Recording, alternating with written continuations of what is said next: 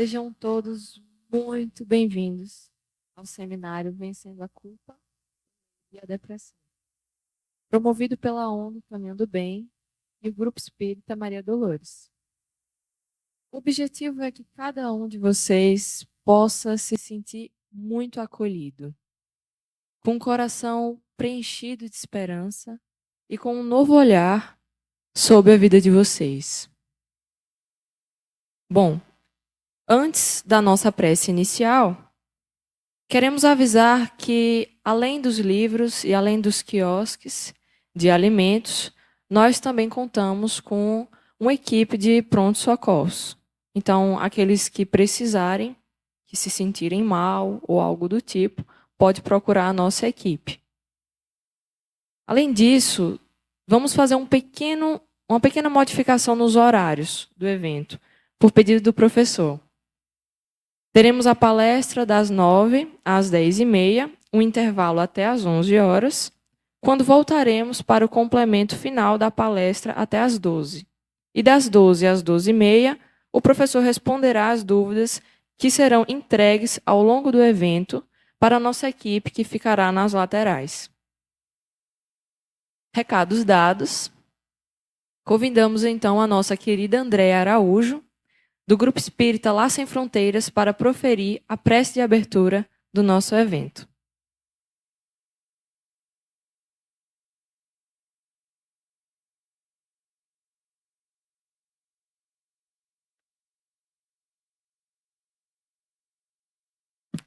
Vamos todos elevar o pensamento ao alto, entrar em sintonia com a espiritualidade amiga, unindo os nossos corações em um só elo de vibração, e assim possamos pedir a Deus que em sua infinita bondade derrame a sua luz sobre todos nós, derramando bálsamos para os nossos males.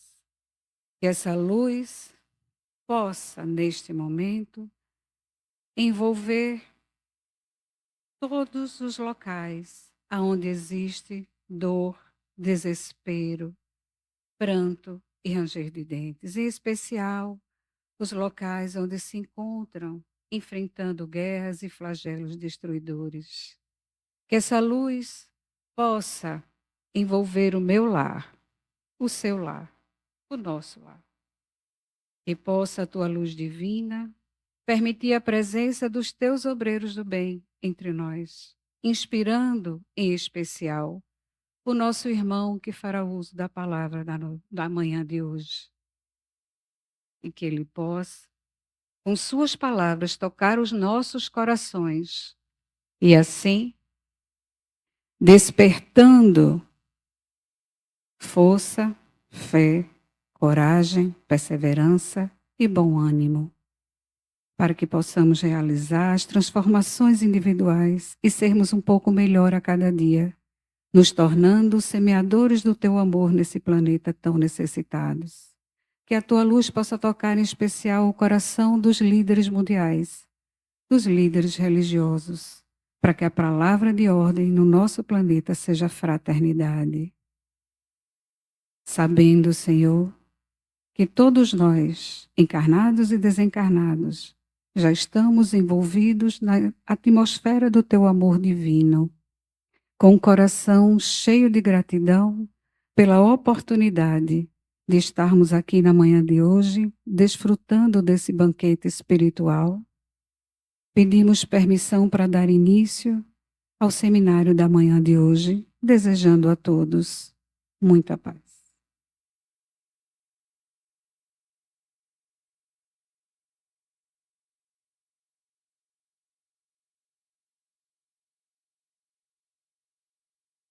Jorge Elahá, mestre em administração e engenheiro eletrônico.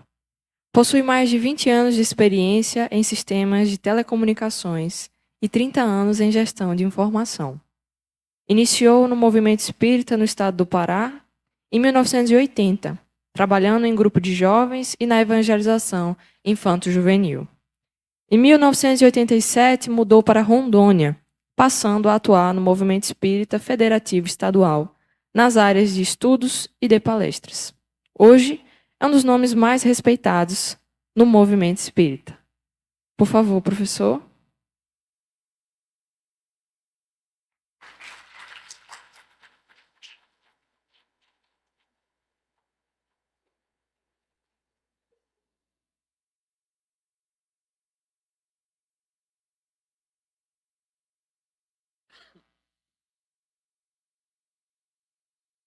Um bom dia para todos nós. Um prazer imenso estar hoje aqui na presença de todos, nessa possibilidade que a gente tem de poder conversar sobre um assunto tão significativo, tão importante para as nossas vidas, como as nossas próprias emoções. Então, hoje a gente vai ter, como bem lembrou a Carol, um momento para a gente conversar sobre esses assuntos. Depois a gente vai conversar sobre perguntas e respostas, tá bom? Esse tema é um tema muito delicado porque ele mexe com questões muito profundas da nossa alma.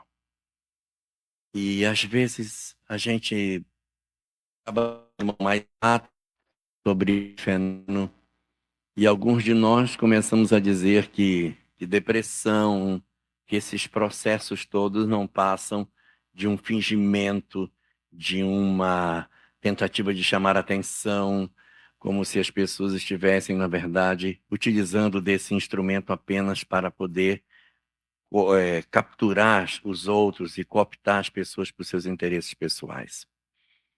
Isso não é verdade. A depressão é uma doença. Nós somos muito acostumados a observar doenças naquilo que o corpo apresenta. Mas nós, cada vez mais, vamos percebendo, a nossa sociedade, mesmo mais materialista que ela seja, consegue compreender a extensão daquilo que a gente poderia chamar dos transtornos emocionais. E a depressão, ela é mais um dos diversos transtornos emocionais que a criatura humana possui. Pode, de repente, a pessoa estar muito bem vestida, estar muito bonita, está muito bem posicionada na sociedade, mas a alma pode estar aos frangalhos. Ela pode estar vivendo um processo muito doloroso, muito triste, que pode ser originado por um fenômeno de depressão.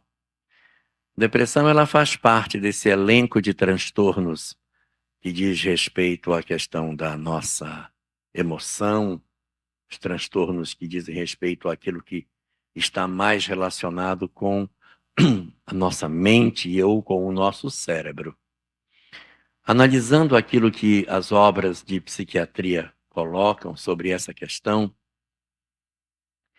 a gente vai perceber que as doenças do campo mental, elas estão enfeixadas em 3 grupos distintos. Nós temos um primeiro eixo, que são as doenças de neurodesenvolvimento. As doenças de neurodesenvolvimento, elas são objeto de estudo da neurologia, do neurologista, ou seja, está no cérebro, está no hardware, está na composição da estrutura orgânica, está no físico, está na forma como o cérebro foi construído, como ele foi elaborado ao longo da gestação, ou algum tipo de sequela outra que possa ter acontecido. Mas esse primeiro eixo de transtornos mentais, chamado de transtornos de neurodesenvolvimento, são transtornos aonde você tem, na verdade, uma leitura bem objetiva da construção cerebral nesse sentido. Aqui você encontra as várias expressões do espectro autista, como sendo expressões de neurodesenvolvimento. Você tem diversas síndromes cromossômicas que também estão enfeixadas dentro desse eixo. Síndrome de Down, síndrome de Patau, várias outras síndromes que existem e que afetam as características do desenvolvimento no campo da intelectualidade. Então, nós vamos perceber aí uma quantidade grande de transtornos ocorridos nessa faixa, nesse conjunto de dramas que estão ligados com a parte da neurologia. E nós temos 2 outros grupos de transtornos mentais que eles não estão mais no cérebro, eles se transferiram para a mente. O que significa dizer que o cérebro, ele é absolutamente tido como normal. O problema não está no hardware, o problema está no software. Ou seja, o programa que roda dentro do cérebro é que apresenta, temporariamente ou por um tempo mais elástico, algum tipo de disfunção. Esses transtornos emocionais que estão relacionados com a questão da mente, eles são rotulados como transtornos psicóticos e os transtornos neuróticos. Os transtornos psicóticos são todos os transtornos onde houve uma certa ruptura da personalidade. Você fez uma ruptura com aquilo que seria esperado de que os indivíduos reagissem diante dos dramas da vida, e há, portanto, uma quebra da expectativa do comportamento humano. Entre os transtornos relacionados dentro da questão das psicoses, estão, por exemplo, os transtornos chamados de esquizofrenia, que são transtornos que estão relacionados especificamente com uma conduta que você não tem uma garantia absoluta de como é que a pessoa vai reagir o tempo todo. Ela pode ter uma mudança significativa de conduta num intervalo de tempo muito curto. É uma esquizofrenia, ela pode entrar em surto. Você tem a síndrome de borderline, onde a pessoa vive no limite entre a lucidez e a não lucidez. Você tem o transtorno delirante, onde as pessoas veem coisas que não existem. Você tem a sociopatia, antigamente chamada de psicopatia ou psicopata, agora chamado de sociopata. Então você tem vários fenômenos aí enfeixados dentro dos transtornos que dizem respeito aos aspectos das psicoses. Também estão colocados nesse capítulo as questões referentes ao transtorno narcisista, que é aquele no qual a pessoa só enxerga a si e ela esmaga o filho, esmaga a filha, esmaga o marido, esmaga a esposa, esmaga a mãe. A pessoa não tem a menor preocupação, até desconstrói o outro, utiliza do outro para se autopromover e produz muito sofrimento, muitas dores a partir dessa conduta profundamente equivocada. Todos esses transtornos, eles estão ligados aos transtornos da chamada família dos transtornos psicóticos.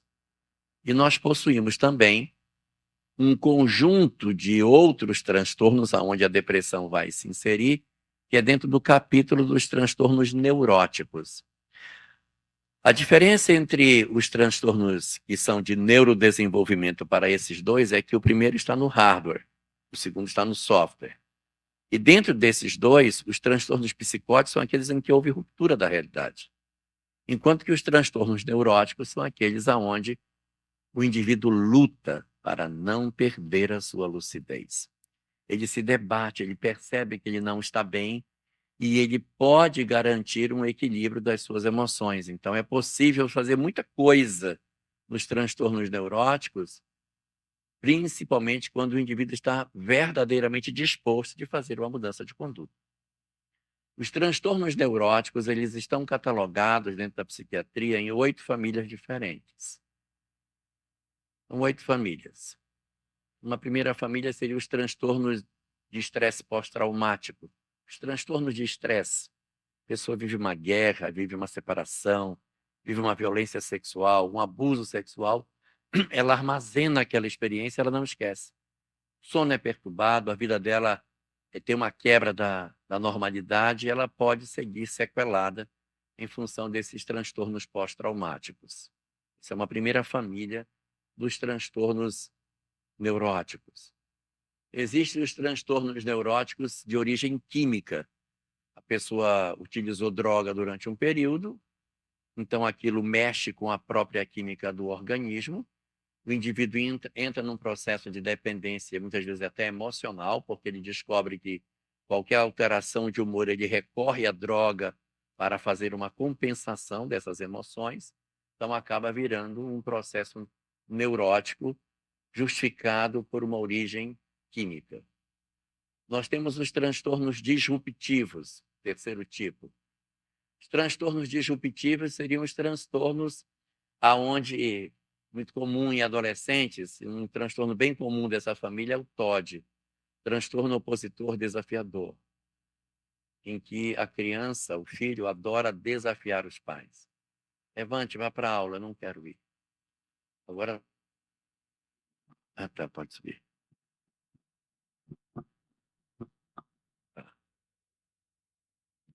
Tá bom. Baixa um pouquinho. Aí, tá bom. Nós temos os transtornos que são os transtornos disruptivos, em que o filho costuma desafiar os pais. Eu não vou fazer, eu não obedeço, não vou para a aula, não vou tomar banho, não vou me vestir, não vou com você, não gosto de você. O que ele pode fazer para desafiar os pais, ele faz. É muito comum na relação filho-pai, mas não é obrigatório que seja assim.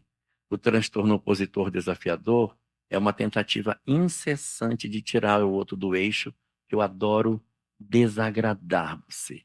Eu adoro provocar você para chamar sua atenção.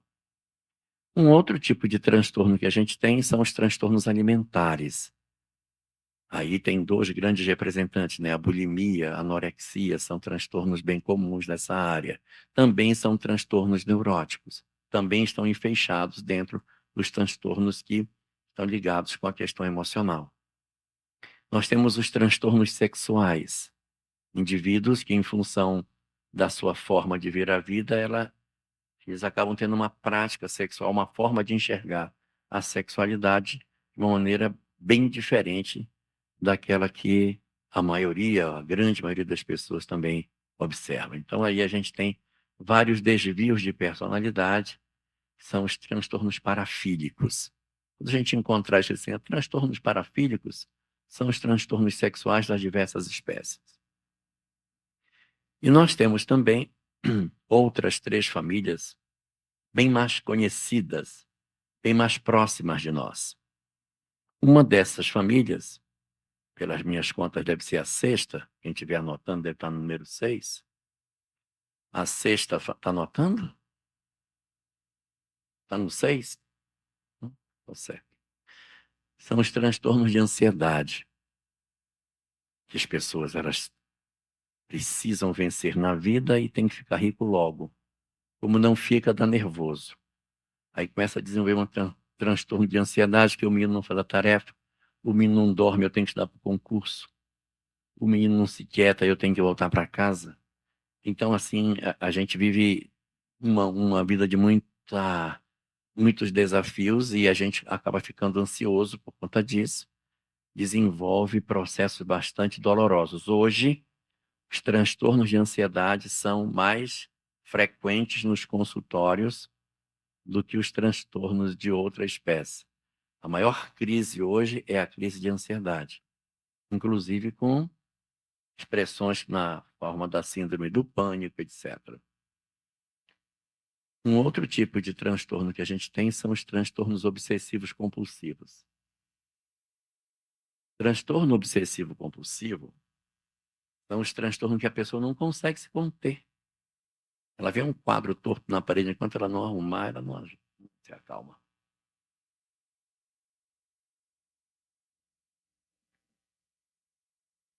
Enquanto ela não lavar toda a louça da pia, ela não dorme.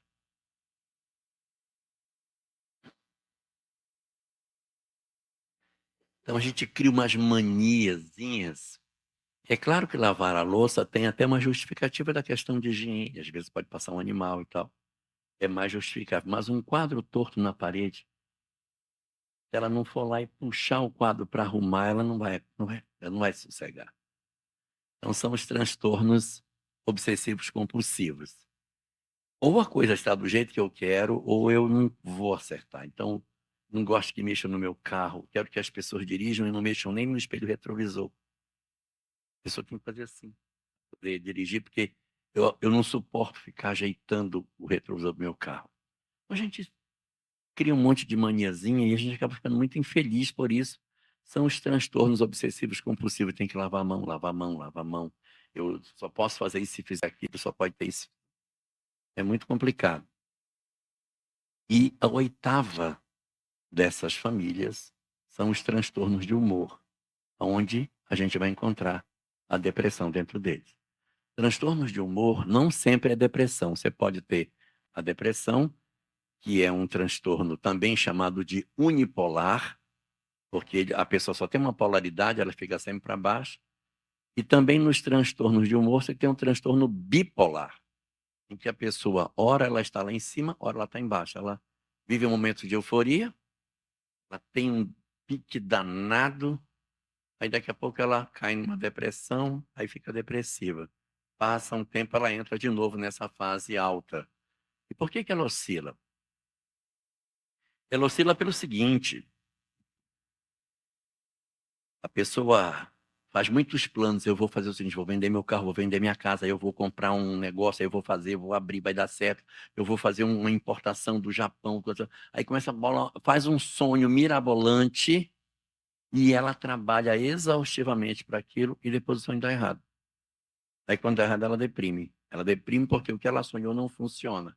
Ela vai passar um tempo depressiva até que ela consiga digerir isso e venha com um novo plano extraordinário para uma nova etapa. Esse é o transtorno bipolar. E o que nos importa hoje de maneira mais especial, dessa grande família de transtornos, é a depressão, o transtorno unipolar. Não é bobagem, não é invenção, não é drama e não é fingimento. Ele é real.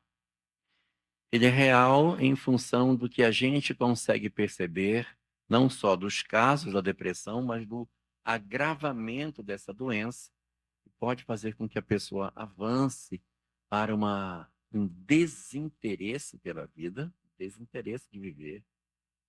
Pode acontecer processos de automutilação, em que as pessoas se cortam, se ferem, e pode acontecer o suicídio. Mas para que isso aconteça, existem fases anteriores que o indivíduo obrigatoriamente passa para ele chegar lá. A gente não chega num processo de automutilação ou de suicídio sem antes ter armazenado um conjunto de etapas anteriores que a pessoa pode até fingir bem, mas é preciso ter um olhar atencioso para perceber se a pessoa está ou não vivendo esse processo da chamada depressão. Se debruçando sobre essa questão, a gente vai perceber que a depressão ela está classificada como sendo uma doença que possui 3 níveis básicos. Existe um primeiro nível, que é a chamada depressão leve. A depressão leve é aquele grau da depressão em que você leva a sua vida. Embora dê uns momentos de tristeza, aí você chora, ninguém nem sabe. Chora no travesseiro à noite antes de dormir, chora tomando banho, chora quando ouve uma música assim da Marília Mendonça, né? Roberto Carlos. Aí lembra de alguém, chora. Depois segue vida. Então a depressão leve, a gente vai conduzindo. A gente toca a vida, né? Às vezes não chega a ser uma depressão em si. Pode ser só um processo de tristeza que a gente está passando e a gente confunde com depressão. Depressão é uma coisa, tristeza é outra. A tristeza é uma coisa que a gente tem por conta de sabores que a vida nos dá. Então você, por exemplo, bateu o carro, fica em casa, fica chateado, vai ficar uns dias assim bem triste.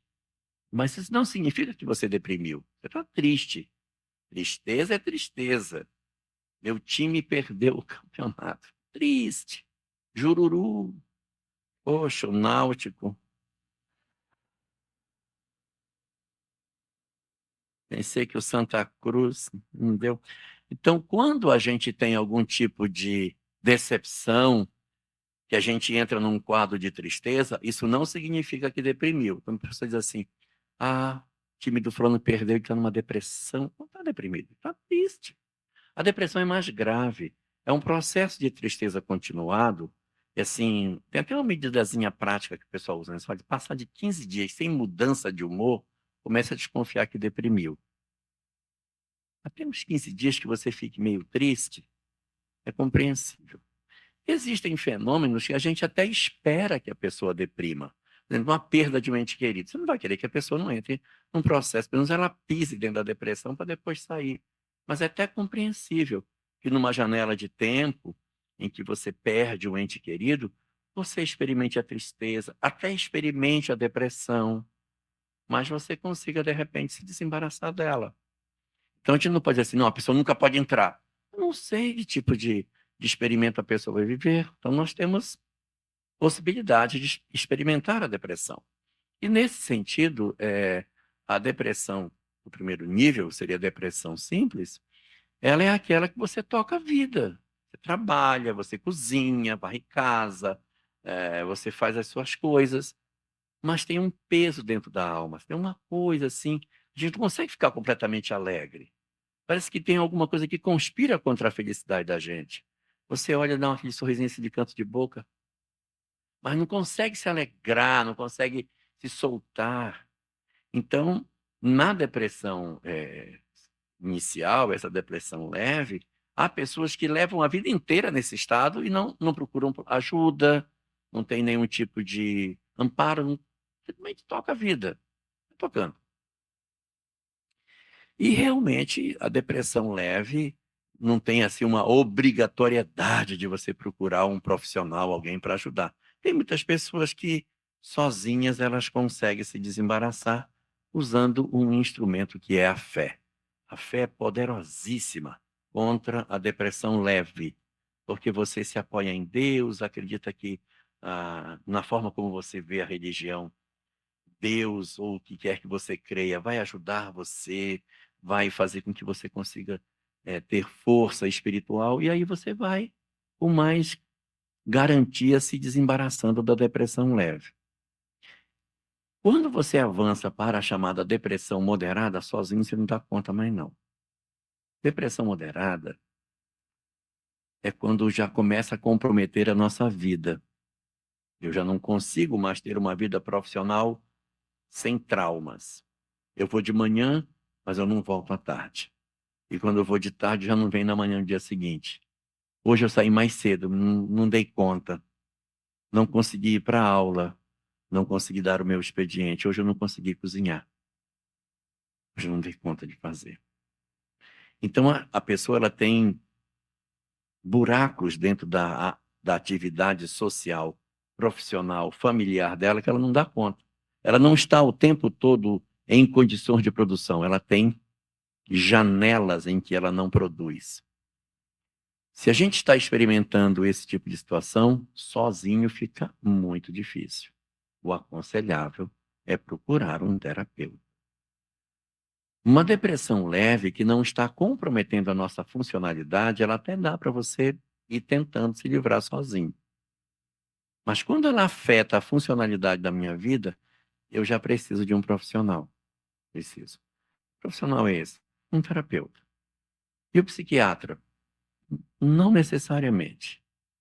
O terapeuta vai avaliar. O terapeuta vai ouvir você, vai acompanhar você e ele vai avaliar se vale ou não a pena você procurar um psiquiatra. Pode ser que não, mas pode ser que sim. Mas o terapeuta é muito importante que você procure. Ele é muito importante, porque a gente não está dando conta sozinho. E isso afeta a nossa vida profissional, afeta a vida familiar, afeta a vida social. A gente se sente péssimo, se sente incapaz, percebe que não está com força para superar. Então, a depressão moderada tem essa característica. E existe um nível mais grave, chamado de depressão profunda, que todo mundo adora dizer que os outros estão. Ah, fulano está numa depressão profunda. Não está, gente. Tá. Depressão profunda é profunda. Na depressão profunda, a pessoa não sai do quarto. Ela não trabalha. Ela não vai para a escola. Ela fica o dia inteiro dentro de casa. Ela costuma colocar algodão nas frestas da janela para que nenhuma claridade entre, para ela ficar na mais absoluta escuridão. Ela não faz mais as unhas, não pinta mais o cabelo. Só fica deitada, não se cuida mais, banho lá uma vez ou outra quando o negócio está muito ruim. E você acompanha pela roupa da pessoa se ela está muito ou pouco depressiva. Então, na depressão profunda, o indivíduo ele se abandona. E nesse processo é onde pode acontecer as situações mais gravosas. A automutilação costuma acontecer desde a depressão aquela moderada, já começa a ter a possibilidade de ter a automutilação. Na depressão profunda é bem mais comum a automutilação, a pessoa se corta. E o suicídio também acontece como consequência de vários casos de depressão profunda. Por isso que essa doença tem que ter muita atenção, gente. Muita atenção. Porque se na depressão moderada é bastante interessante que eu tenha um terapeuta e, quem sabe, um psiquiatra, na depressão profunda é obrigatório ter os dois. Se você vive um processo de depressão profunda, tem que ter terapeuta, tem que ter psiquiatra. E algumas pessoas dizem assim, mas eu não vou procurar um psiquiatra, eu não sou doido que vou procurar psiquiatra. Psiquiatra não é médico de doido. Psiquiatra é o médico para não ficar doido. Bom? Quando você quebra a perna, você não consegue andar porque a perna está quebrada. Aí o que é que o ortopedista diz? Você vai colocar uma muleta. Vai andar com essa muleta. Vamos esperar calcificar aí, né? Para você ficar logo bom. Fuma? Não, não fuma. Então vai ser mais rápido.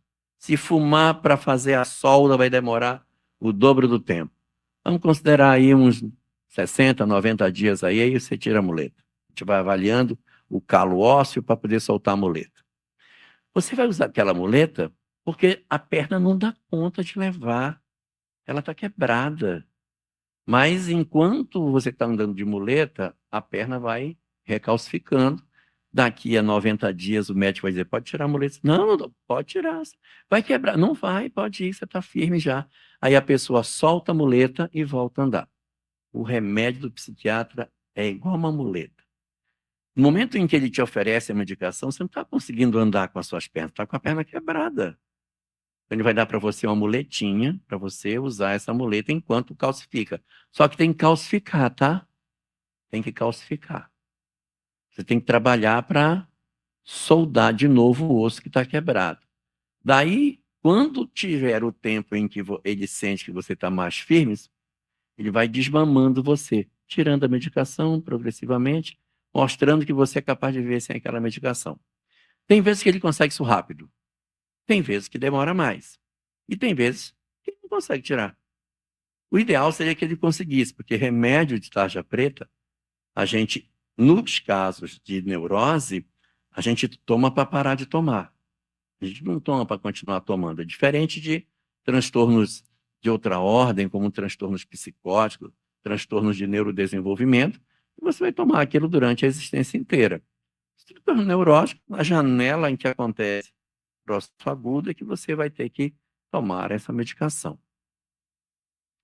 Então, aqui, nesses 3 graus, a gente vai ver que, no primeiro, a fé nos ajuda bastante. No segundo, é um terapeuta e a fé para ajudar. E no terceiro vai ser a fé, o terapeuta e o psiquiatra.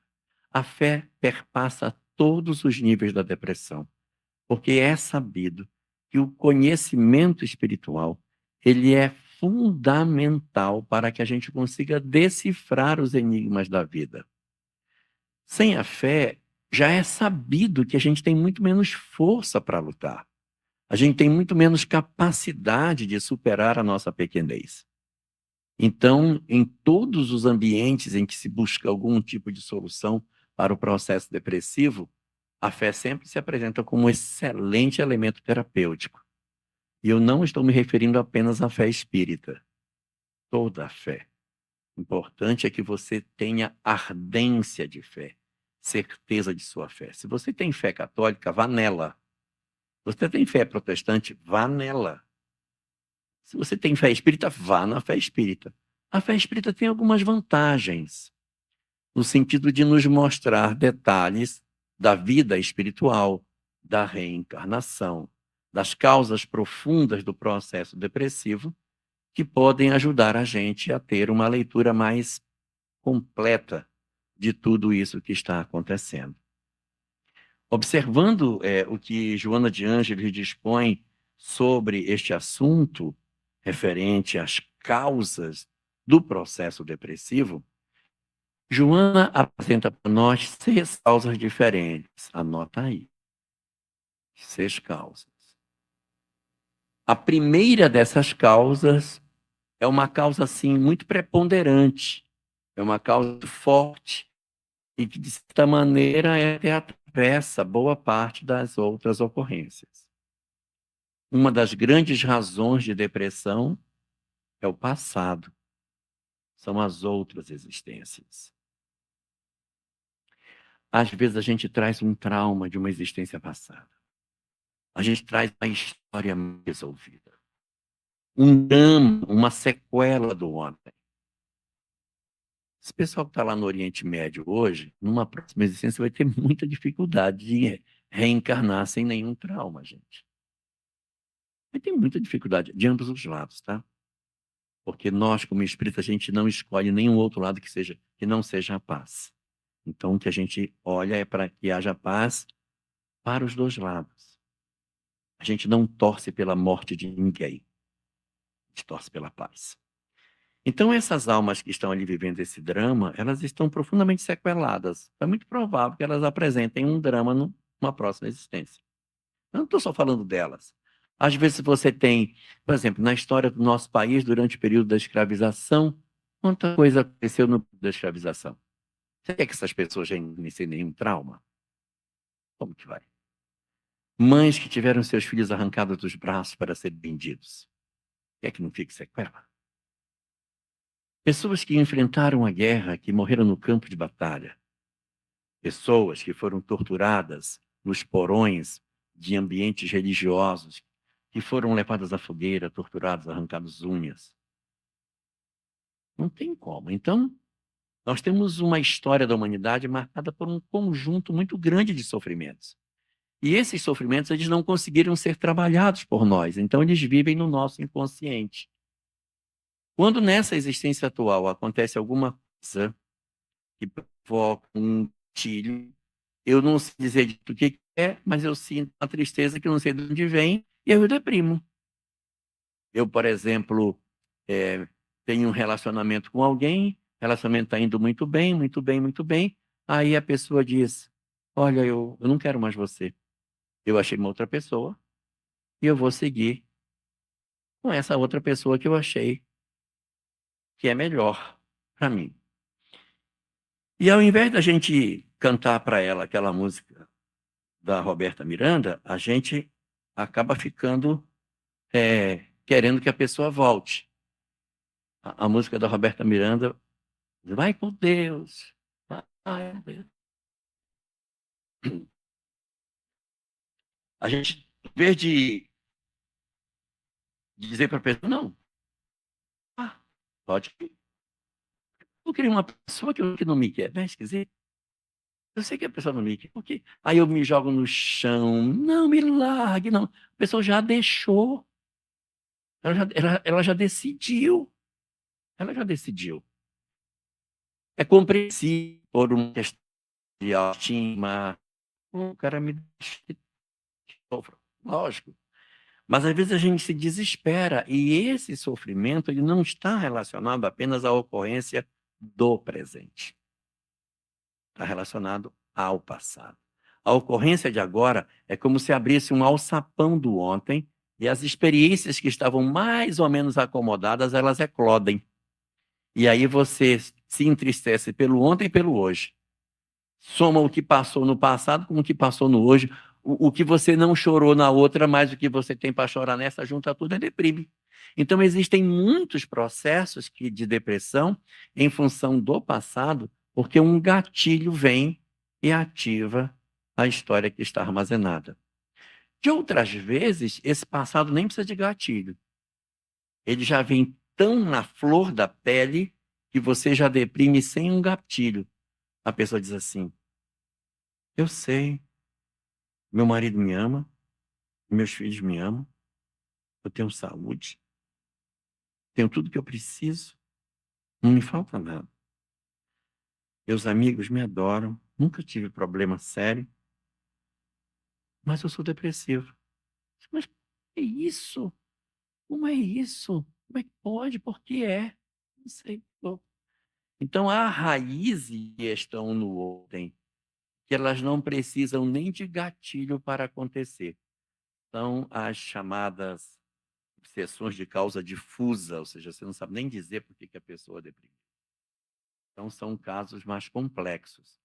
Essa é só a primeira causa, tá, Carol? São 6. A segunda causa de depressão são os dramas da infância. Não está relacionado com o passado, é no presente.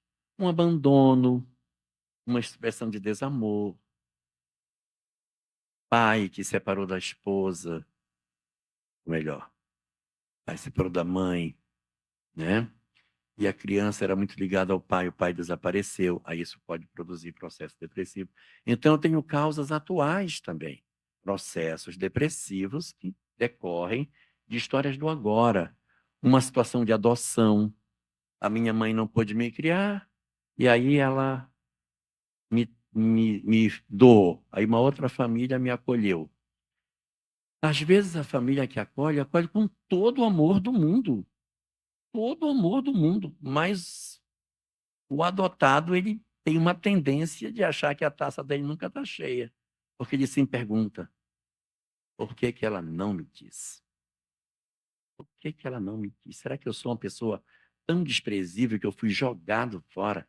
Então, ele precisa trabalhar isso dentro dele. Se ele não trabalhar, ele vai sempre se considerar uma pessoa que não merece ser amada. Isso aí predispõe a uma série de condutas ligadas à inaceitação de si mesmo. Aí vem drogadição, vem uma conduta de rebeldia, vem um processo disruptivo, um transtorno obsessivo de opositor desafiador, um TOD, conta de uma insistente necessidade de saber que você me ama. Então, eu fico provocando você para você sempre mostrar que você me ama. Né? Tem até uma poesia do Carlos Drummond de Andrade, e ela diz mais ou menos assim. Não é exatamente isso, mas é mais ou menos assim. Quero que você me repita todos os dias da sua vida que você me ama. Na verdade, quero que você diga isso de 1 em 1 hora. De 5 em 5 minutos. Ou melhor, eu quero que nunca você pare de dizer que você me ama, que me ama, que me ama, que me ama, que me ama, que me ama, que me ama. Porque quando você diz que me ama, eu acredito. Quando você cala, me vem a dúvida. Já pensou? Quando eu calo, a pessoa já está duvidando que eu amo. Aí eu tenho que dizer. Então eu não posso parar de dizer que me ama, que me ama, que me ama, que me ama, que me ama. Exatamente para que a pessoa se sinta: eu estou sendo amado. Então, esse transtorno opositor desafiador tem muito a ver com isso. Com a necessidade de saber que o outro é capaz de aceitar as minhas malcriações, as minhas malcriações, as minhas posturas equivocadas, e mesmo assim me amar. Então você tem traumas da infância, é o segundo. Terceiro, tem os dramas da vida. Quantos de nós experimentamos dramas durante a existência? Porque a gente, quando reencarnou, a gente não reencarnou trazendo passaporte. Todo mundo veio para cá com carteira de trabalho. Foi outro documento que a gente trouxe. Aqui não é Disneylândia. Aqui não é a Disneylândia, não é. A escola da Terra é uma escola com muitos desafios. Então ninguém pense que vai viver na Terra como se fosse viver eternamente num reino de alegria e felicidade. Não! É natural da existência os embates que a vida vai nos exigir. Não tem para onde correr, gente. Nós iremos enfrentar desafios. Então, dramas da vida acontecem. Então, de repente, a gente tem uma falência financeira, de repente, o amor da nossa vida não nos quer mais. Eu posso ter uma frustração qualquer. As frustrações que são naturais da existência. E se eu não tiver força para isso, eu me desconstruo e acabo me tornando depressivo. Quarta, perdas. Uma perda de marido, perda de, perda de um filho.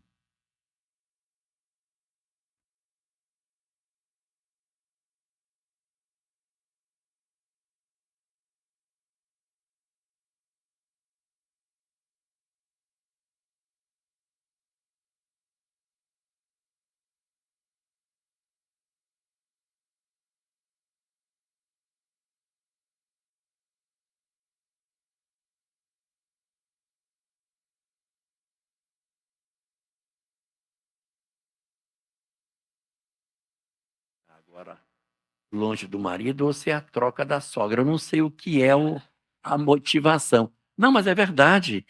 Já tem festa de divórcio. A pessoa separa e marca uma festa. Marca uma festa. Mas tem muita gente que, quando separa, entra em processo depressivo. Isso é muito comum. Então, as perdas, elas também são uma circunstância muito, muito comum de processos de depressão. Uma quinta causa que a gente tem são as doenças. As pessoas deprimem por doenças. Você vai no consultório médico e o médico dá um diagnóstico assim amargo para a pessoa, e às vezes de uma doença que é até curável, mas que a pessoa já vai logo para os 5%. Doutor, qual é a chance que eu tenho de cura? Olha, essa doença aqui ela tem 95% de chance de cura. Eu devo estar nos 5%, doutor. Então a pessoa já se joga para o lado contrário. E aí já entra num processo depressivo. Você precisa tratar a pessoa. Por exemplo, no pronto-socorro, onde acolhe aquele pessoal que tem acidente de moto. Aqui tem pouca moto, mas em Rondônia tem moto demais da conta. Tem mais moto que gente lá. Não, mas é verdade. O estado de Rondônia é o estado que tem maior percentual de motos por domicílio. Isso é fato. Eu sou do IBGE, eu posso afirmar com garantia de certeza. Então lá tem muita moto, parece o Vietnã, sabe? Assim, quando abre o sinal, sai aquela multidão de moto na frente, depois é que vão os carros. É verdade. Transporte urbano não é a melhor coisa do mundo, então todo mundo tem moto. Todo mundo tem moto. E aí, a ala de acidentados de moto lá é muito grande. Você vai no pronto-socorro, tem um monte de gente sem pé, sem braço, sem dedo, sem perna. É muito. Então, eles têm um trabalho dentro do pronto-socorro de psicólogos que circulam o tempo todo nessa ala de traumatologia por conta do luto. Que o cara, ele saiu de casa para ir trabalhar e está voltando agora sem o braço, está voltando sem um pé. Então, assim, é luto também. Perder um pé, perder um dedo, perder uma mão. E aí os psicólogos circulam entre os leitos tentando orientar o pessoal como se adaptar à nova vida com a limitação que vai se impor agora em função do acidente de trânsito. Doenças, acidentes, geram muito processo depressivo. Eu falei de sempre que está faltando um. A sexta causa é uma causa e ela é apresentada por Jonathan Angels, mas ela é, na verdade, a causa de fundo de todas as outras 5. Chama-se obsessão. Porque ela potencializa o processo depressivo da criatura. Ela potencializa. A pessoa, por exemplo, ela tem um drama, ela tem uma dificuldade já, seja da infância, ela tem uma dificuldade de um drama de família, de uma coisa qualquer. Mas se tiver a obsessão, ou seja, a presença de entidades espirituais perturbadoras, aumenta ainda mais a minha angústia. Espíritos perturbados que se somam à minha dor, promovendo o processo de sofrimento. E aqui existem 2 subclassificações aí. Existem as depressões que são causadas por espíritos que realmente querem nos ver em processo de sofrimento, têm raiva de nós, desta ou de outra existência, e nos perseguem e querem nos ver em sofrimento. Isso é um conjunto. E tem um segundo conjunto, que no caso da depressão é muito mais comum do que o primeiro, e são nossos iguais. A pessoa deprime, se tranca no quarto e fica emitindo um pensamento. Ai de mim, coitadinho, ai de mim, coitadinho, ai de mim, ai de mim, ai de mim. Aquilo é igual uma estação de rádio transmitindo. Entidades que também são tristes se sentem atraídas e vão para dentro do nosso quarto. E a gente diz, ai de mim, coitadinho, ai de mim. E o espírito se cola na gente assim, e eu que estou morto, ai de mim, coitadinho. E aí cola. Daqui a pouco você não sabe mais se a tristeza é sua ou se a tristeza é dele. E aí você começa a sentir muito, muito mais tristeza do que o comum, porque a sua tristeza é, na verdade, a tristeza sua somada com a dos 10 que estão dentro do seu quarto também, chorando o seu processo depressivo. Então, é muito comum a chamada obsessão por afinidade em fenômenos de depressão. E aí a gente vai perceber que essas 6 causas, elas representam o que se tem hoje dentro da nossa sociedade, dentro do processo depressivo. E aí, a gente fica olhando todas essas coisas, e é muito comum as pessoas dizerem assim, mas tá pior ou tá igual? Sempre foi assim ou piorou? A gente era depressivo desse jeito antes, ou a gente está mais depressivo agora, ou nem existia depressão no passado? Sempre existiu depressão. Sempre existiu, desde a Roma Antiga, desde o período do Egito Antigo, sempre teve. A depressão sempre existiu. A diferença é na quantidade de pessoas que eram depressivas em relação a hoje. Ou seja, o fenômeno sempre teve, mas não na intensidade que está acontecendo agora. Nós estamos vivendo um período terrível de depressão, como nunca tivemos antes na história da humanidade.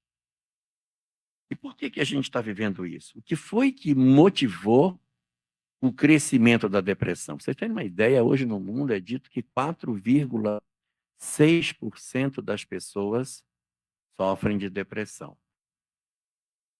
E no Brasil é 5,2%. Então, a população brasileira é mais predisponente à depressão do que o resto do mundo.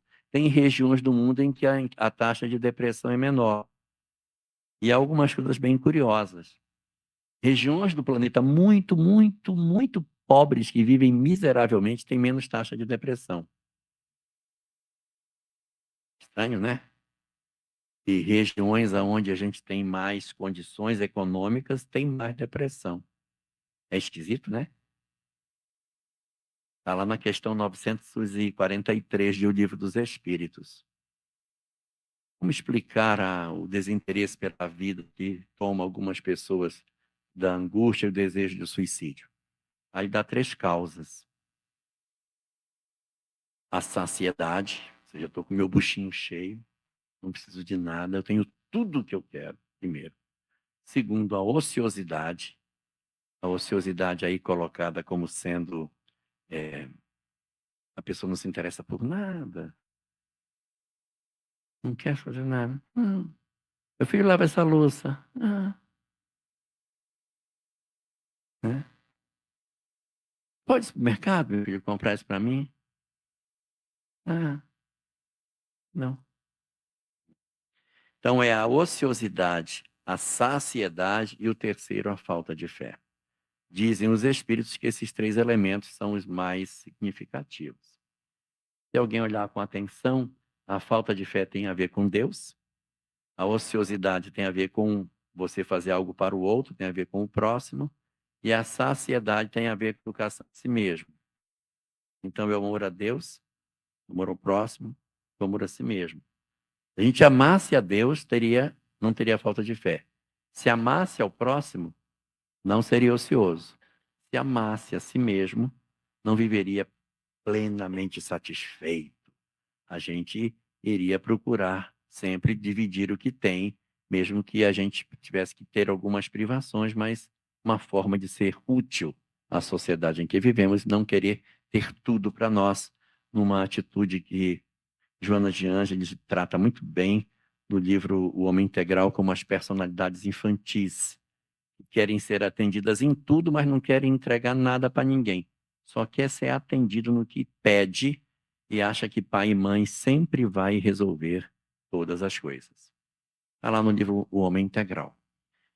Então, o que aconteceu na humanidade para que a gente tivesse essa mudança tão significativa que provocou esse processo doloroso?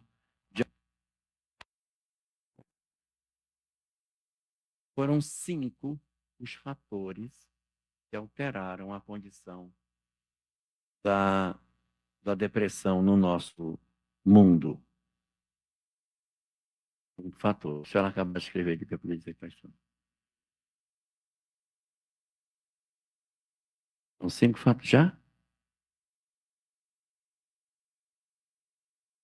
Posso?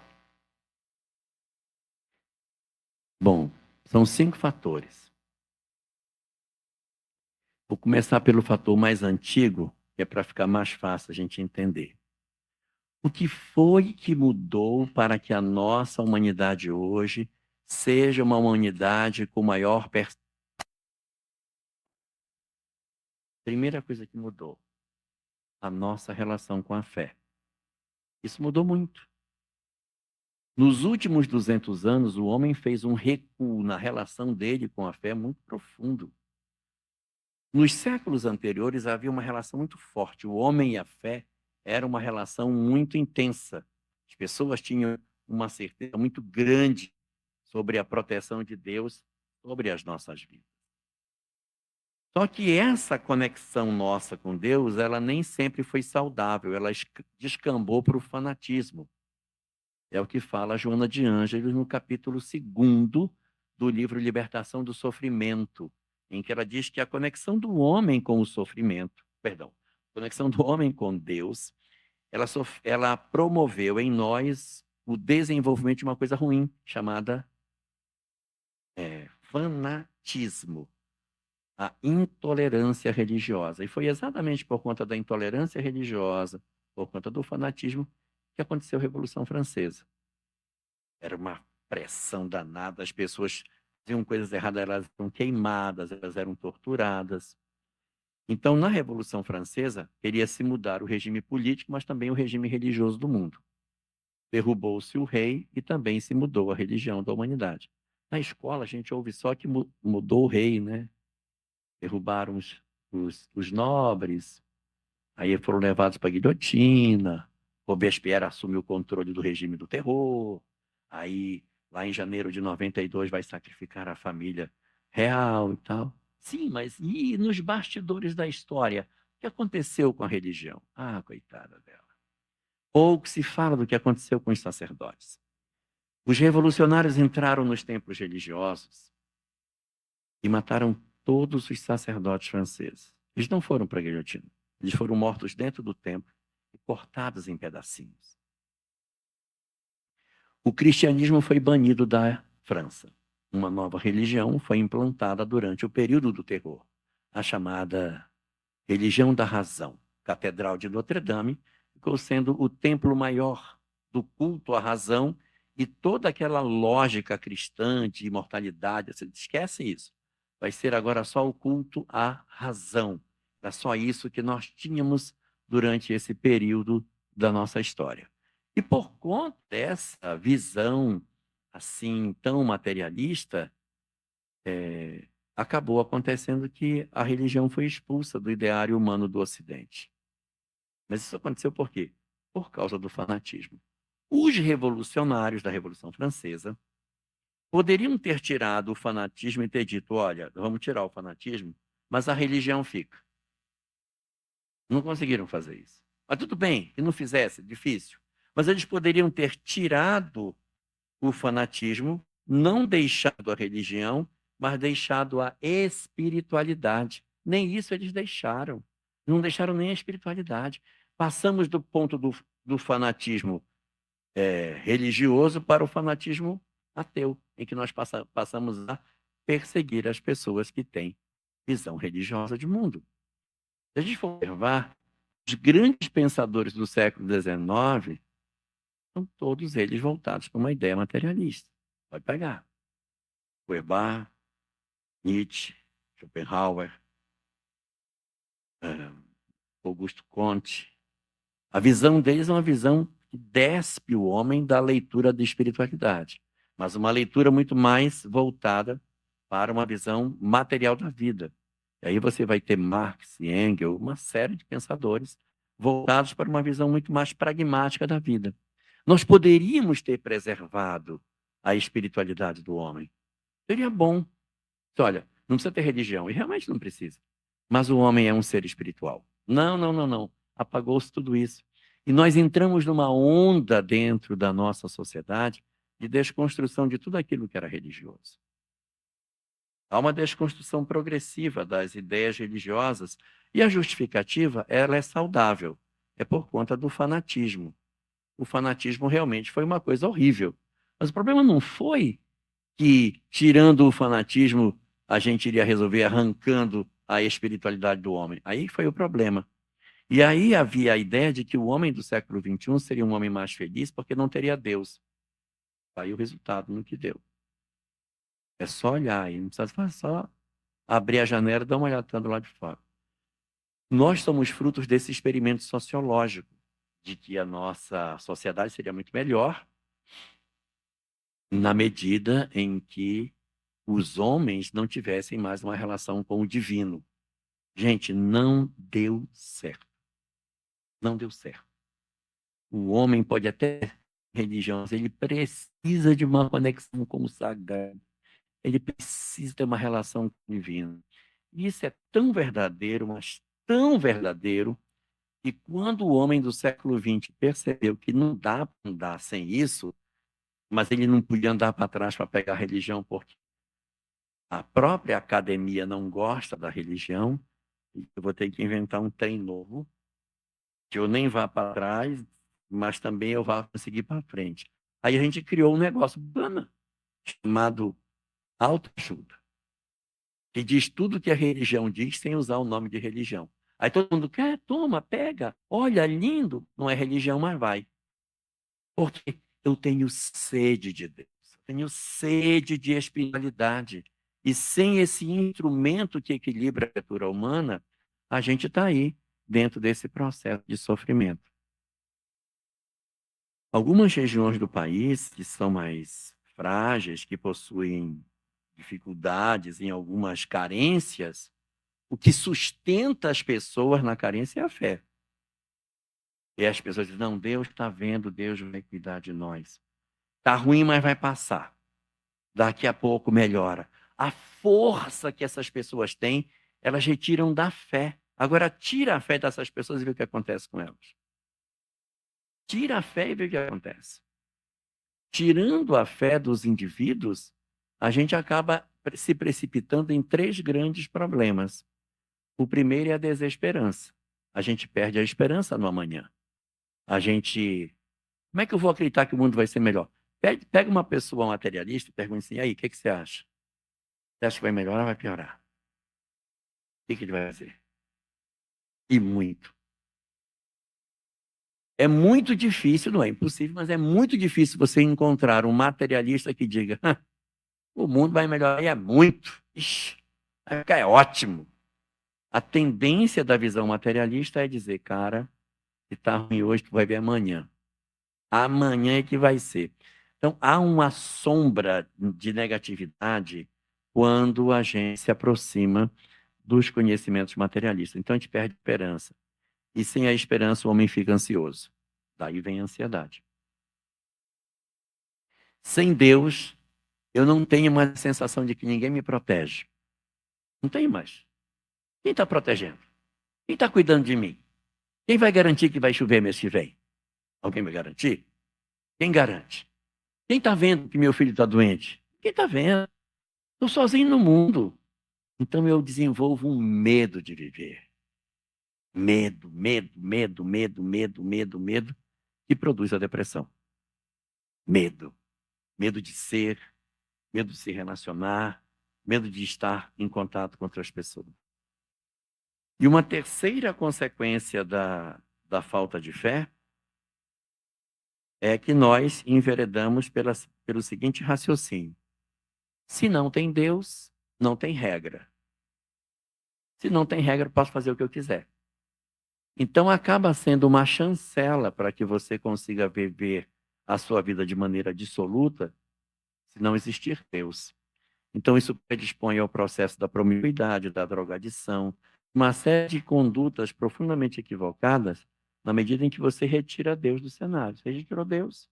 Opa, então é conveniente que ele não exista. Porque se ele existir, vai ter regra. Eu não quero regra, então melhor que não tenha.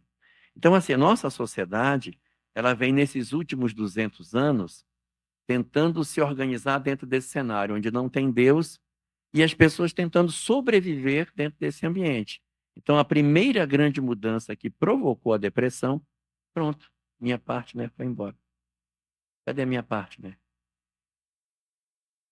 Ah, você está anotando? Tá bom. Então, a primeira grande questão aí foi a mudança que aconteceu nessa relação com Deus. Segunda, anota aí, letra bonita. A segunda mudança aconteceu na sociedade, como decorrência desse processo da falta de Deus. A sociedade se reorganizou, gente. Nós nos reorganizamos. A nossa sociedade hoje, vocês não acreditam que são muito novinhos, mas ela não era assim há 50 anos atrás. Não era desse jeito que a gente vivia. Hoje a gente tem muito medo de viver, tem medo da sociedade. É um medo. Quando eu, minha geração, a gente era pequena, a gente fazia compra, ia fazer comprar pão. Pega esse dinheiro para comprar pão. Aí a gente ia sozinho, comprava pão, voltava. A gente ia para a escola sozinho. Vocês estão balançando a cabeça porque a mãe de vocês contou para vocês, né? Então a gente ia só para a escola, a gente fazia supermercado, levava o dinheirinho dentro da mão, dobradinho com a moedinha para fazer a compra. Meu filho, vá lá, a gente ia comprar um produto. Vá comprar uma latinha de Nescau. Nós ia na venda para comprar, oh meu Deus, né? Para comprar 2 dedos de sabão. Aí ia lá, cortava e levava embrulhado naquele papel. Mas era assim.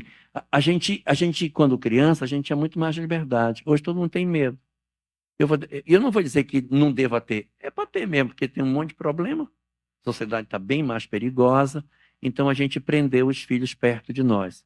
E nós facilitamos a atrofia do amadurecimento emocional deles. Antigamente, um menino tinha 18 anos, ele saía de casa, tocava a vida dele. Hoje, meu filho, você vai viver aonde? Você é uma criança, onde você vai morar?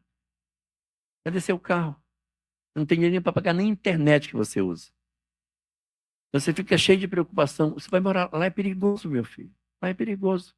No passado, não tinha perigo. A gente saía de casa para morar numa outra casa e não tinha chuveiro elétrico, não tinha micro-ondas, não tinha internet. Não tinha nada, sabia? Não tinha internet, não tinha nada. Então era fácil sair de casa. Entrava numa outra casa e ia morar. Eu, por exemplo, eu quando nasci, a casa dos meus pais era de madeira coberta de palha. Agora, sair da casa do meu pai para morar na outra casa era a coisa mais fácil que tinha. Encontrar uma casa de madeira coberta de palha, muito fácil. Agora a gente quer, não, mas não pode. Não vai pegar onde? Meu filho pegar um, não faço. Pegue onde? Tem um carro. E o carro tem que ser um carro bom, esse carro velho. Vai lhe dar problema. Então, assim, é tanta exigência que é melhor ficar. É melhor ficar. Então, a gente criou uma nova sociedade onde os pais têm muita culpa. As mães têm culpa porque elas dizem, meu menino, não tive tempo de cuidar dele direito, tanto a minha vida profissional. Aí o pai também não tive tempo de cuidar. Aí compensa com dinheiro, compensa isso, compensa aquilo. E a gente vai vendo uma sociedade muito complicada. E houve uma mudança nesses processos que aconteceram na nossa sociedade em função das alterações de segurança pública que a gente experimentou nesses últimos aí 30, 40 anos, que a nossa sociedade perdeu, degenerou bastante. Degenerou bastante. Eu não sei se vocês não vão lembrar que vocês eram muito crianças, vocês não vão lembrar. Às vezes, como as coisas mudam, a gente nem percebe. Vocês lembram? A mãe de vocês deve ter contado para vocês. Tinha um período que ficavam umas crianças cheirando cola na rua, na beira da calçada. Cadê essas crianças? Não tem mais crianças. Por que não tem mais crianças cheirando cola? Morreu tudo? Não tem mais cola para cheirar? O que aconteceu? Estão todas empregadas no tráfico. Todas estão. Não precisa mais ficar cheirando cola, porque o tráfico cooptou todas. Então você tem uma mudança na sociedade muito grande. Na época do governo Vargas, não existia pessoas morando em rua. A primeira geração de moradores de rua surge ali no segundo governo Vargas. A gente não tinha isso. Você chega no local, a pessoa do beira da calçada. Mas existia para dois, não uma coisa que se preocupasse, porque de uma forma ou de outra não tinha menino de rua. Como assim menino de rua? É igual você pegar uma cidade bem pequenininha, pode pegar uma cidade bem pequenininha, não tem não tem criança de rua. Por que não tem? Porque está todo mundo nas suas famílias, está todo mundo colocado. A cidade cresceu, começa a ter problemas sociais. Então, a nossa sociedade mudou muito. Um terceiro fator que também provocou uma mudança muito grande foi um fator que foi decorrência dessa mudança da sociedade. Todo mundo com medo de fazer contato, era preciso encontrar uma estratégia que as pessoas pudessem fazer contato. Aí foi quando veio uma ferramenta maravilhosa e muito mal utilizada, chamada tecnologia.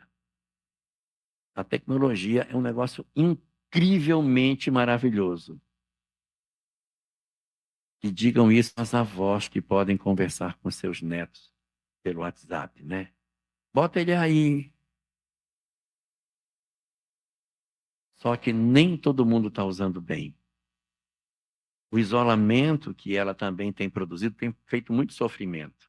Então, a tecnologia ela é um terceiro fator que se somou a tudo isso, provocando um grave desgaste nas relações sociais, porque as pessoas passaram a viver mais dentro da rede que do lado de fora. A tecnologia ela tem o poder de aproximar quem está longe e afastar quem está perto. As pessoas vão para uma pizzaria, cada um puxa seu celular, está todo mundo na mesa, ninguém conversa. A mãe chama o pessoal para jantar pelo WhatsApp. E ela só bota o emoji do comida. Aí o pessoal põe um dedinho. Pronto. É complicado porque a gente entrou numa nova forma de sociedade que a gente não sabe como lidar com isso, tá? A gente não sabe. Se a nossa geração disser que sabe, ela está mentindo, porque nós não temos experiência, não sabemos. A gente não sabe mais como educar filho, como trata na escola, como que a gente lida com pessoas no ambiente de trabalho. Está tudo virado de ponta cabeça. Inclusive se diz, né, que as crises elas acontecem em diversos lugares diferentes e que agora a crise ela é geral. Tem crise na família, crise na política, crise na religião, crise na sociedade. Tem crise em todo canto. Então isso é um indicativo do trem, o trem está feio. Crise é o modelo que existe não funciona e eu não tenho modelo para a nova realidade.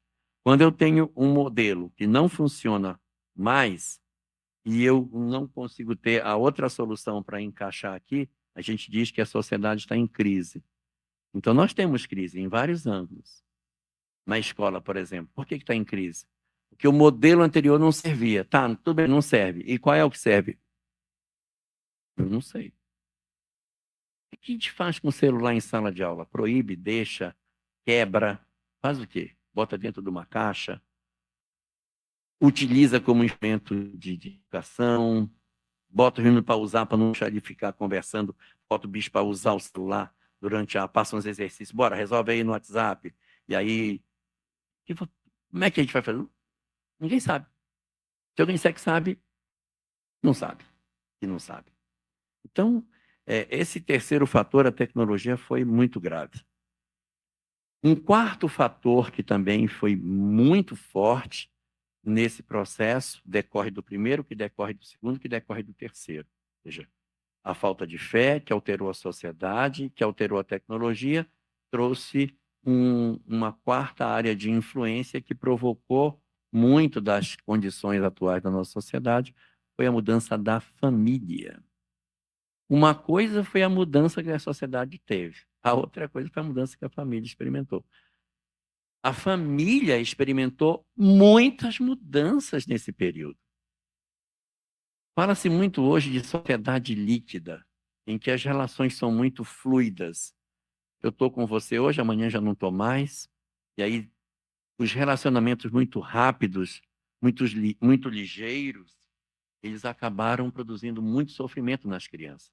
Porque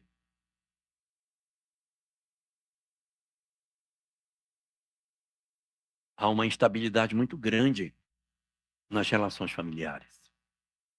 Hoje, meu pai e minha mãe estão aqui, amanhã podem não estar mais. E amanhã meu pai vai estar ali, e minha mãe vai estar para lá, e eu vou estar onde?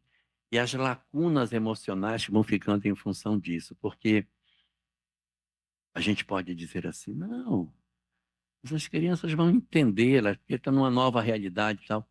É verdade, a gente vai apresentando, vai facilitando, mas as crianças não foram programadas para viver com esse tipo de situação. Por mais que você oriente, explique, esclareça, elas sempre se perguntam, mas puxa, eu queria tanto que não fosse assim. Eu queria tanto que fosse diferente. Você pode ajudar a minimizar os impactos, mas os impactos eles existem.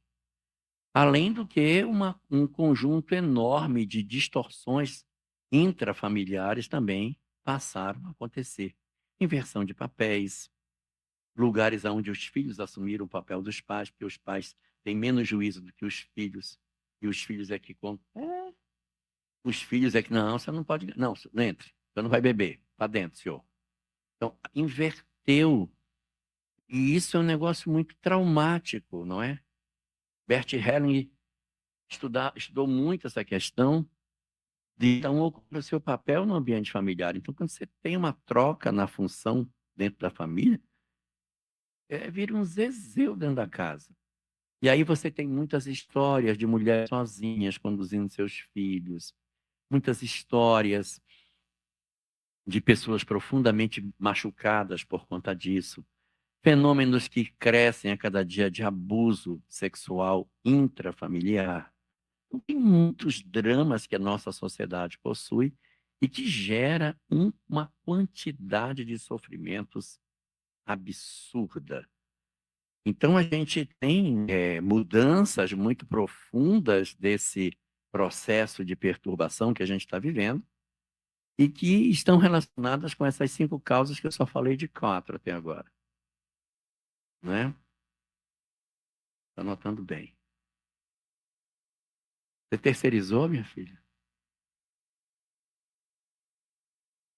Bom, então, veja, a gente teve uma mudança muito forte e está na raiz da sociedade, que foi essa relação da fé, que gerou uma alteração profunda do ponto de vista social. A nossa sociedade se reorganizou dentro de um contexto completamente diferente hoje do que era no passado. A forma de funcionar essa sociedade hoje é profundamente distinta. A tecnologia veio e aprofundou a crise que a nossa sociedade possuía. E a família, por consequência, viveu um trauma muito profundo a partir do momento em que se começa a perceber as consequências do ponto de vista emocional para as questões que a gente tem no nosso momento de agora. Mas só que essas 4 causas, a gente até, de certa maneira, até consegue perceber mesmo nem sendo espírita. Mas a quinta causa. A quinta causa é a mais crítica de todas. Se a fé já foi problemática, se a sociedade mudando já foi, família, tecnologia já foi uma coisa terrível, a quinta causa, Carol, é pior. É a transição planetária que ampliou o processo da depressão. Por que que a causa transição planetária é tão relevante no cenário que a gente está vivendo? Em função da convulsão que a gente experimenta nessa janela de tempo que a doutrina espírita chama de transição planetária. O que seria a transição planetária? É a mudança da condição social do planeta. Nós temos um elenco de pessoas que possuem um determinado padrão de comportamento, um padrão de funcionamento emocional, que se caracteriza dentro da nossa sociedade como sendo um mundo de provas e expiações, marcado pelo egoísmo, marcado pelo orgulho, por serem espíritos endurecidos, por terem uma resistência à crença em Deus, por trabalharem a construção de uma sociedade perversa, por serem capazes de construir uma sociedade com muitas desigualdades sociais. Então, sociedade com muita desigualdade social é mundo de provas e expiações.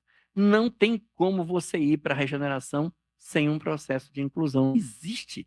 A gente tem que fazer alguma coisa para que exista um melhor equilíbrio da nossa sociedade, senão dificulta para que ela avance. Então, Allan Kardec, no Evangelho segundo o Espiritismo, capítulo 3º, quando ele fala sobre os mundos de provas e expiações, ele cita ali 7 características dos mundos de provas e expiações.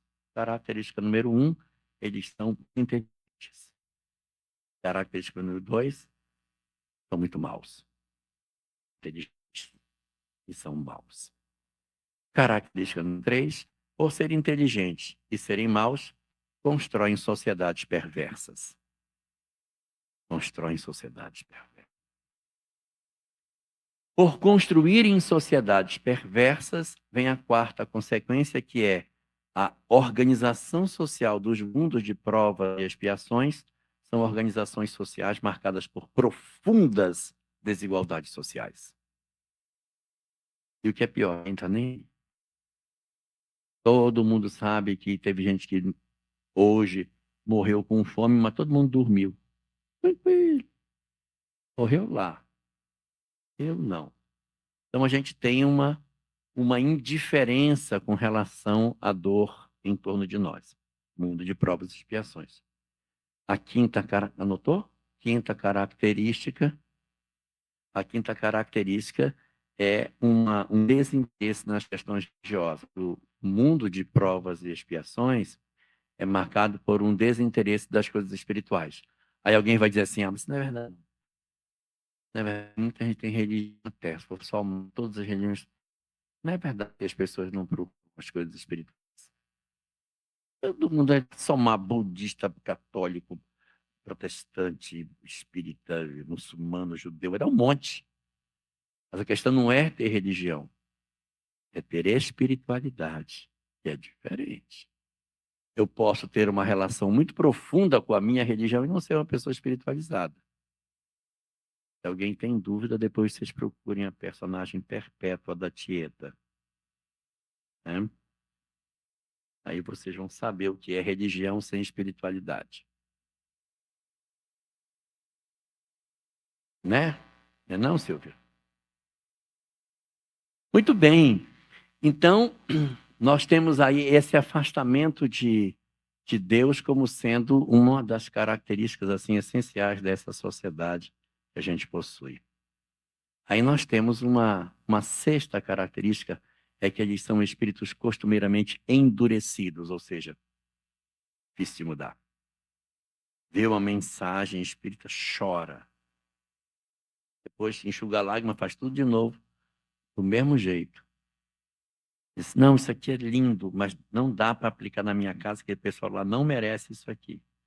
Então, a gente consegue separar o que a gente crê daquilo que a gente faz. Não, eu acredito, mas eu não faço, mas eu acredito. Então, os espíritos endurecidos são assim. Eles recebem as notícias espirituais, mas eles não são capazes de promover uma mudança. E a sétima característica dos mundos de provas e expiações, eles são espíritos exóticos. O que é ser exótico?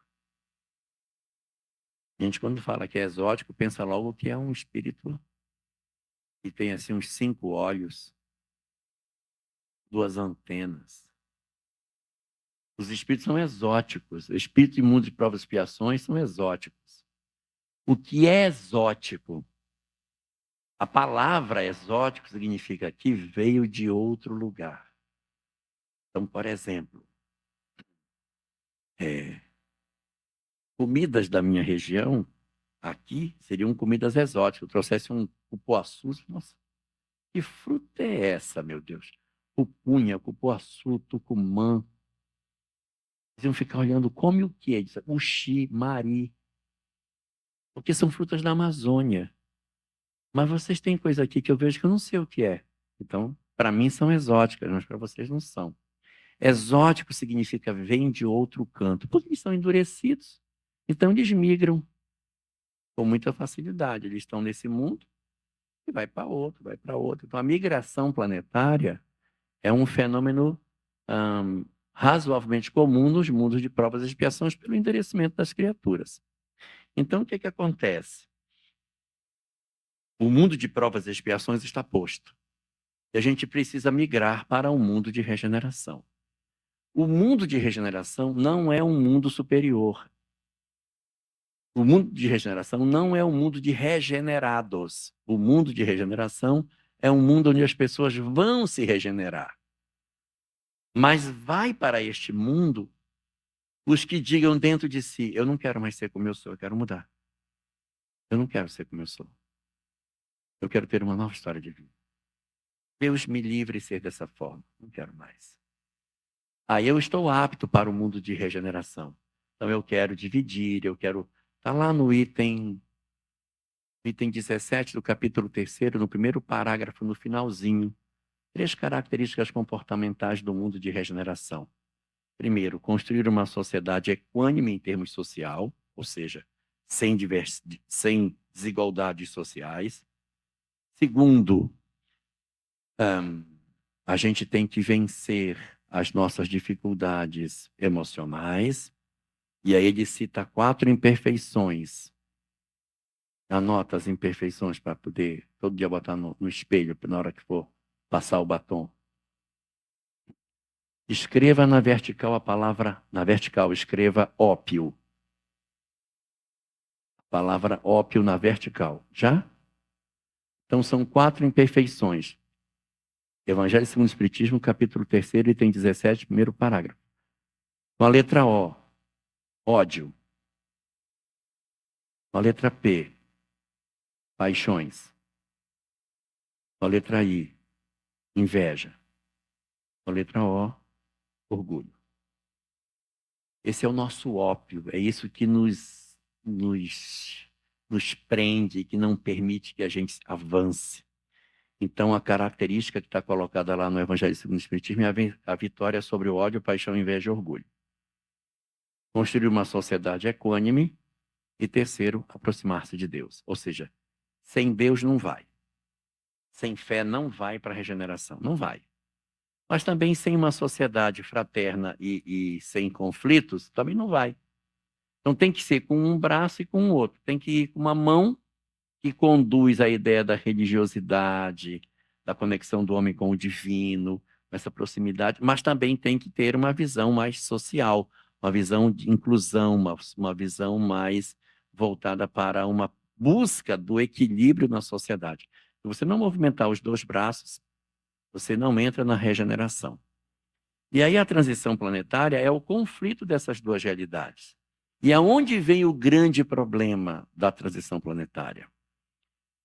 é que quando a gente ingressa nas discussões da transição planetária, a gente vai descobrir que, segundo aquilo que os espíritos nos dizem, no período da transição ocorre uma encarnação maciça de uma série de entidades profundamente perturbadas que reencarnam no planeta. Então, entidades que encarnavam a conta-gota na Terra porque elas eram muito perturbadas, quando chega na transição planetária, tira a rosca do conta-gota e derrama tudo de uma vez, entendeu? Sabe por quê? Porque o tempo está acabando e essas entidades elas precisam ter a chance de se transformar. Se você não der a elas a chance de reencarnar, elas vão mudar quando? Eles são nossos irmãos, eles precisam de mudança. E a reencarnação é o melhor instrumento para mudar pelo esquecimento do passado. Então, essas entidades elas vão encarnar para ver a possibilidade delas mudarem.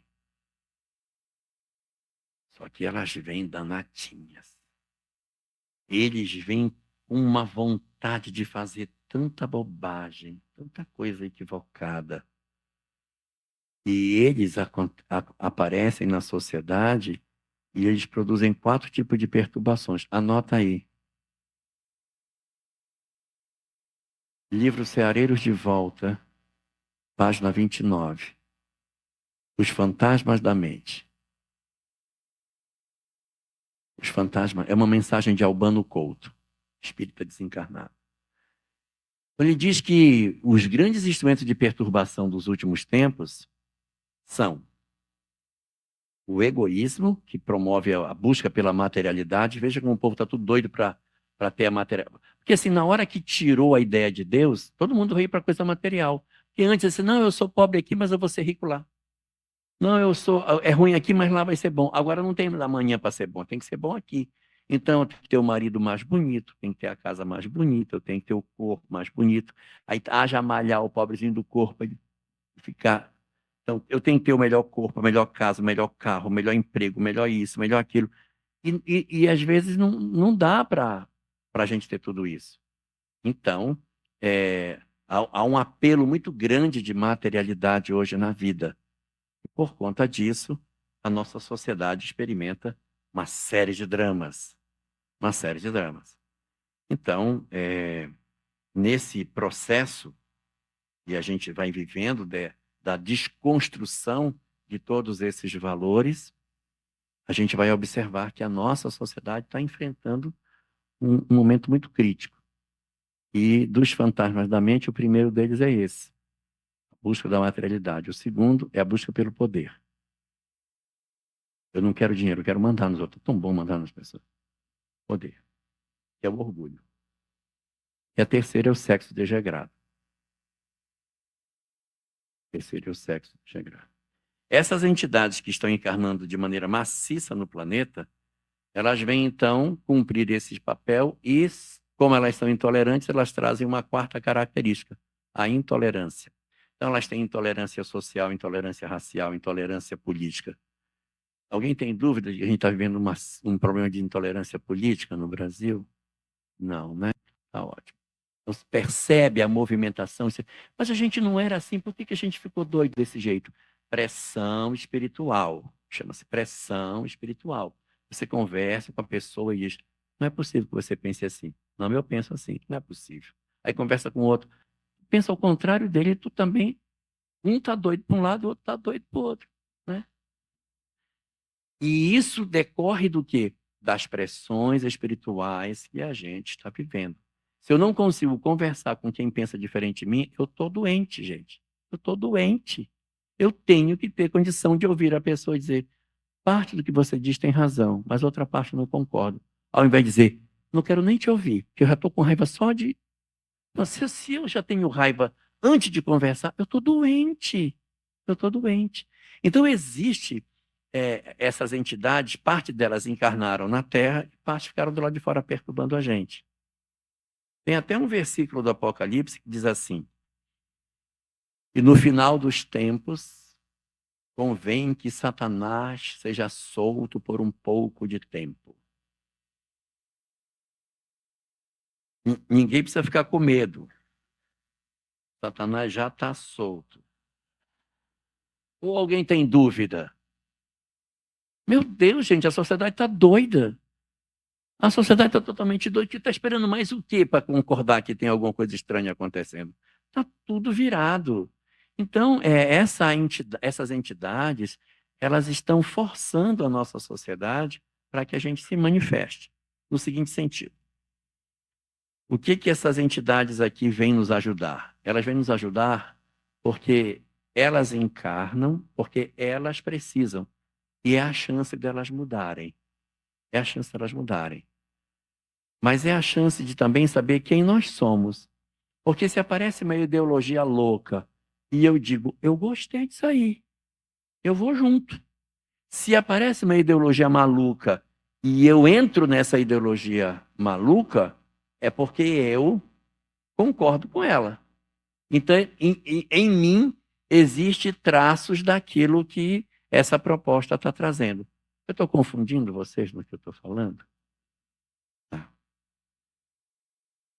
Existem algumas festas que estão acontecendo hoje na nossa sociedade muito estranhas. Uns bailes que acontecem por aí, muito esquisitos. E as pessoas acham legal e vão. E cada vez tem mais gente indo. Então, isso é um indicativo de que dentro de mim tem parte do meu eu que acha que aquilo está correto. Então, propostas de violência. Eu gostei, vou me filiar nisso. Propostas de violência. Propostas de determinadas condutas do ponto de vista social. Quer dizer, vêm umas ideologias e as pessoas acabam se abraçando com essas ideologias. Então, essa é a primeira característica. Nós percebermos isso.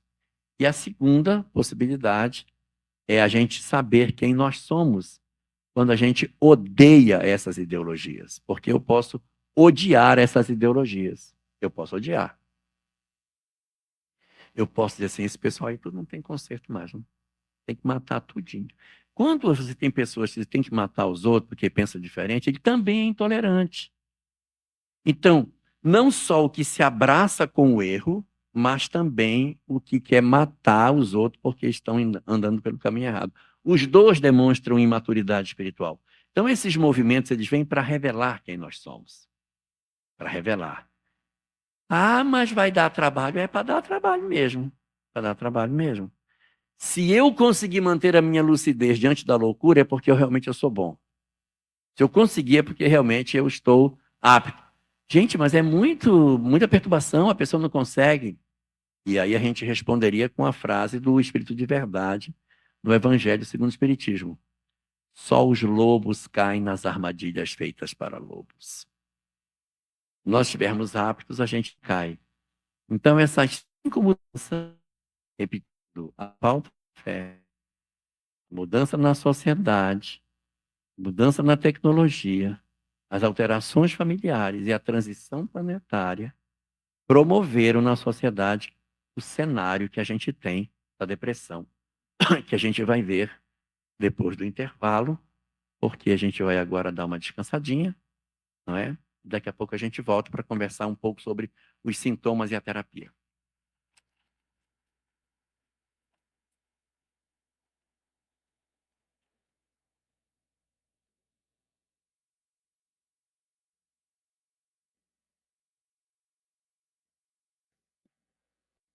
Gente, teremos agora o intervalo, que vocês vão poder desfrutar, né, dos nossos quiosques de lanche, com música ao vivo. E também comprar o livro tema do nosso seminário e o autógrafo do professor Elahá. E quem tiver dúvidas ou perguntas, pode anotar num papelzinho e entregar para a equipe que está ao redor do nosso salão. Obrigada.